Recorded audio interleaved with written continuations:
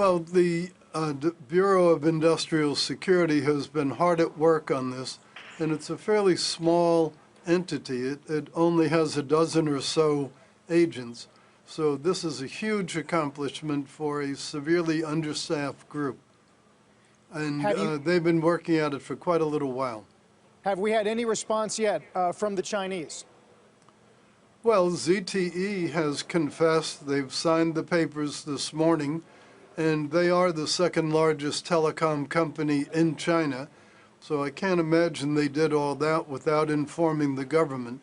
But I've heard nothing directly from the Chinese government. Mr. Secretary, it's John Fort here at Post 9 as well. I'm wondering, did you find that any U.S. companies were implicated at all in this? We know that a decade ago, HP was seen to be selling printers into Iran through a subsidiary and perhaps was not held to account over that. Do you have any evidence that any of the U.S. companies whose components were in the ZTE equipment or otherwise were intentionally selling through ZTE into Iran? Well, we have continuing investigations underway on that topic and on many other topics of sanctions violation. I wonder how we should read this, Mr. Secretary, as we try to figure out what the relationship between the U.S. and China is going to look like under a Trump administration. We just got a new trade deficit out this morning. The deficit widened with China as we import more of their products. Is this sort of how you're going to go about it? Enforcement rules, potentially reciprocal tariffs, bringing cases to the WTO? What do you have in mind?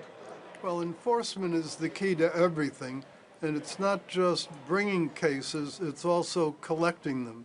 I was appalled to learn that there are literally billions of dollars of countervailing duties that have gone uncollected. We're going to find a way to solve that and actually collect the fines that we impose. Second, strict enforcement, including self-initiation of actions against foreigners to relieve some of the burden of American companies in bringing the cases.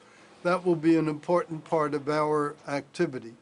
And then the final and most important thing, we'll be fighting very hard to relieve the non-tariff and tariff trade barriers to American exports to other countries.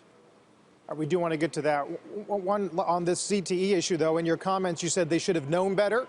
You said it was as insulting as it was dangerous, premeditated, egregious, and you said this case is just the beginning. Last week with Andrew, you discussed the likelihood that there would be counterpunches to the degree the United States got tough. Do you expect something in response to this or any future settlements?